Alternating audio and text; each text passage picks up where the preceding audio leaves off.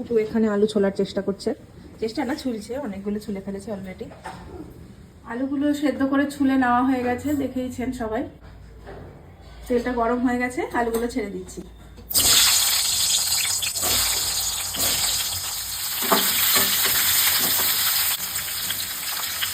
হলুদ আর নুন দিয়ে দিচ্ছি একটু ভাজার মতো। আলুটা ভাজা হোক ততক্ষণে আমি মশলাটা তৈরি করে নিচ্ছি। দিয়ে দিচ্ছি আদা বাটা,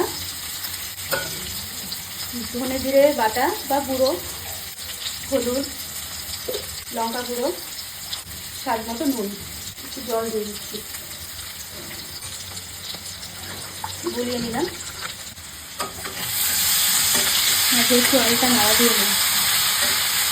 গ্যাসের ফ্লেম বাড়িয়েই করছি, কারণ আলুটা আগেই সেদ্ধ করা আছে। আলুটা বেশ লাল লাল করে ভাজা হয়ে গেছে, এবার তুলে নিচ্ছি। দিয়ে দিচ্ছি তেজপাতা, গোটা জিরা, গুলে রাখা মশলাটা ছেড়ে দিচ্ছি। মশলাটা কষানোর সময় আমি টমেটো দিয়ে দিচ্ছি।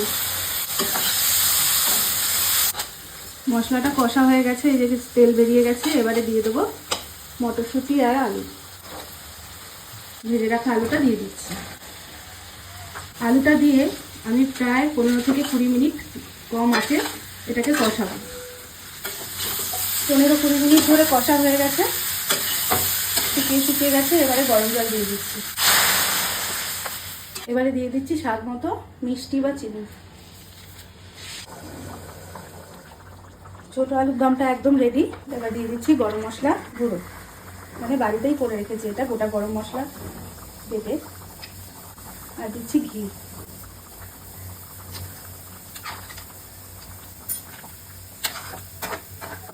গরম গরম ভাত, লুচি, রুটি এগুলোর সাথে খুব ভালো লাগে এটা। শীতকালেই এটা খুব ভালো লাগে, বেশি শীতকালেই পাওয়া যায় ছোট আলু। ব্যাস রেডি। কি রান্না করছো আজকে? ছোট আলুর দম। দেখি তো, টেস্ট করে দেখি তো অনেকদিন পরে।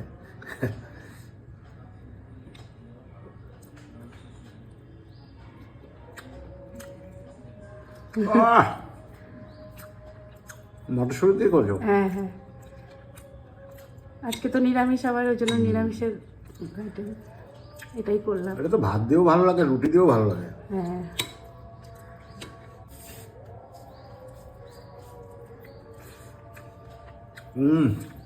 দারুণ হয়েছে।